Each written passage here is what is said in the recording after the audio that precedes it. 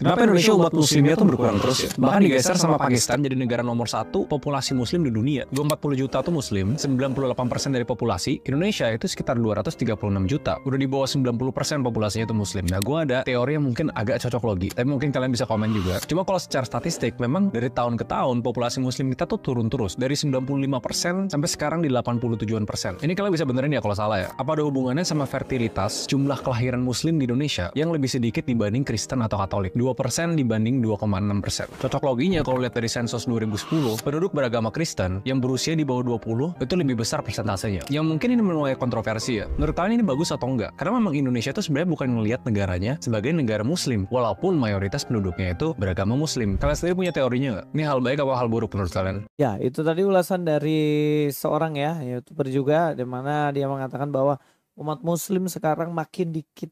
Tinggal 85% dari yang sebelumnya 90 lebih dan sekarang tinggal 85%. Tapi analisa dia itu mengatakan bahwa kemungkinan itu bisa menjadi seperti itu karena angka kelahiran Kristen itu lebih banyak dibanding angka kelahiran Muslim. Itu bagi dia katanya cocok logi. Tapi kalau secara logika itu nggak mungkin juga gitu.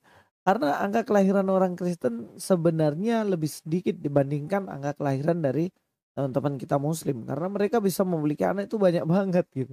Ada di sekitaran-sekitaran sini juga ya banyak banget gitu loh. Apalagi kalau kita anggap aja satu orang, satu laki-laki punya 2 istri, 3 istri, 4 istri. Salah satu istri punya 2 anak, udah 8 anaknya kan dari satu laki-laki gitu. Dan itu sebenarnya angka kelahirannya lebih banyakkan mereka. Jadi kalau dilihat apakah ini karena angka kelahiran Kristen lebih banyak ya? Saya rasa enggak sih. Tapi ada satu analisa lagi yang kita mesti perhatikan juga mengenai pengamatannya adanya penurunan angka jumlah dari orang-orang muslim. Mengapa jumlah umat Islam di Indonesia menurun? Semoga yang klik like dan subscribe segera naik haji. Dari tahun ke tahun jumlah umat Islam di Indonesia terus mengalami penurunan. Padahal di sisi lain, jumlah penduduk Indonesia terus bertambah. Semula, jumlah umat Islam di Indonesia mencapai 95% dari seluruh jumlah rakyat Indonesia. Secara perlahan terus berkurang dan kini anjlok menjadi 85%. Menurut data Mercy Mission, sebanyak 2 juta muslim Indonesia murtad dan memeluk agama Kristen setiap tahun. Jika ini berlanjut, diperkirakan pada tahun 2035, jumlah umat Kristen Indonesia sama dengan jumlah umat muslim. Pada tahun itu, Indonesia tidak akan lagi disebut sebagai negara dengan penduduk mayoritas muslim. Aksi sebagian kelompok Islam yang kerap kali memperkenalkan agamanya dengan aksi kekerasan dan terorisme bisa jadi menjadi penyebab makin berkurangnya populasi umat Islam di dunia termasuk di Indonesia. Islamofobia muncul di mana-mana, terutama di barat. Ini sebagai akibat dari aksi kekerasan dan teror yang mereka lakukan selalu atas nama Islam. Hingga agama yang dibawa Nabi Muhammad itu akhirnya diidentikan dengan ajaran kekerasan dan teror. Bahkan umat Islam sendiri meninggalkan agama yang telah turun-temurun dianutnya. Ya, itu adalah analisa lain dari alasan kenapa kok menurun jumlah dari Islam. Dia mengatakan sendiri bahwa banyak orang yang kemudian murtad dari agamanya pindah kepada Kristen. Dan juga selain itu dikatakan karena sebagian kelompok tertentu yang menunjukkan, mempresentasikan kekerasan dalam pemberitaan dari agamanya sendiri. Itu membuat banyak orang kemudian berpikir ulang dan meninggalkan agama sebelumnya. Seperti itu. Nah, ada 2 alasan itu. Yang pertama tadi kan kalau kita lihat dia alasannya karena jumlah kelahiran. Kalau yang ini lebih fokus pada memang benar-benar pindah karena melihat adanya kekerasan. Dan ini yang mana yang benar saya nggak tahu juga. Teman-teman sendiri yang bisa cek. Dan kalau di video yang kedua itu kan sebenarnya dari channel Muslim sendiri. Mungkin mereka mengamati, kok kenapa ini banyak yang kemudian meninggalkan agamanya dan kemudian masuk Kristen. Nah, ada satu lagi komentar mengenai hal ini. Kita akan nontonnya videonya. Gus Dur itu terang-terangan itu. Gus Dur bikin penelitian setelah peristiwa 65 itu persentase Kristen Nasrani itu naik besar. Sementara orang Islam itu berkurang banyak. Aku sendiri punya teman ya begitu.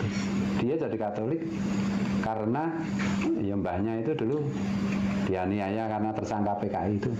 Begitu keluar dari udah nggak mau lagi dengan Islam. Islam itu jahat. Nah itu. Nah radikalisme itu kontraproduktif untuk Islam di Indonesia khusus. Karena nanti makin baik, kalau kita makin makin galak sebagai orang Islam, makin banyak orang Islam yang lemah yang keluar dari Islam. Nah, buat apa agama kok galak-galak kayak gini, susah kayak gini. Lebih enak ikut Kristen aja seminggu sekali, nyanyi-nyanyi udah masuk surga. Ya, itu yang disampaikan sama orang ketiga tadi ya, bagaimana pindah pindah agama karena ya mereka melihat, oh teman-teman saya kok kasar, keras dan lain-lain, dan kemudian dia pindah. Tapi memang harus ada yang saya luruskan dari orang ini ya. Dikatakan bagaimana enak, cuman seminggu sekali nyanyi-nyanyi masuk surga. Jadi Kristen gak sesimpel itu, bos. Sebenarnya saya mau luruskan ini supaya perspektif ini gak boleh ada nih. Karena dalam Kristen itu sebenarnya ibadah itu tiap hari.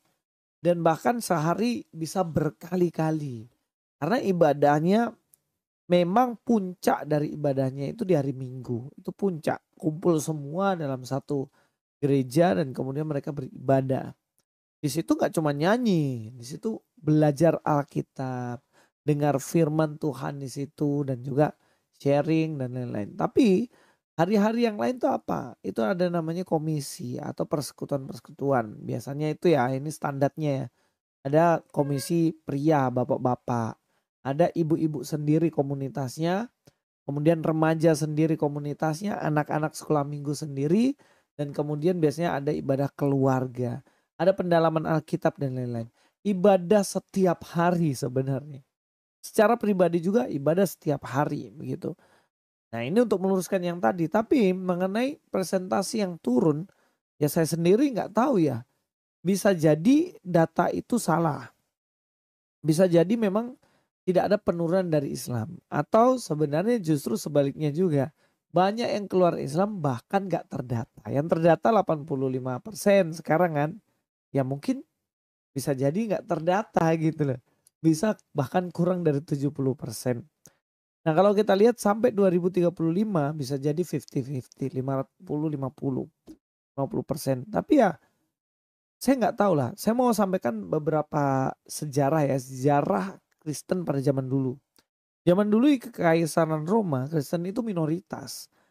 Karena Kristen minoritas ketika mereka menyampaikan pemberitaan Injil, mereka dianiaya, disiksa dalam kerajaan Romawi, oleh Kaisar Romawi, dan oleh semua prajurit-prajuritnya. Bahkan kalau kita lihat tidak hanya dari Romawi, dari Yahudi sendiri, Paulus sebagai pemimpin waktu itu menganiaya orang-orang Kristen.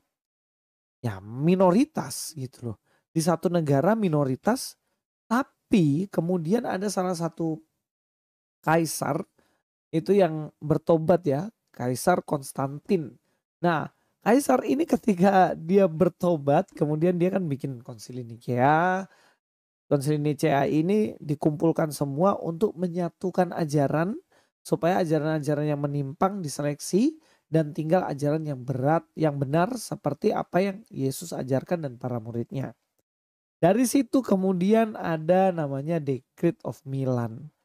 Yang mana semua orang memiliki agama terserah bebas, gak dilarang-larang. Padahal sebelum tahun-tahun 300 ke bawah itu dianiaya nih. Orang gak bisa, harus menyembah raja atau kaisar.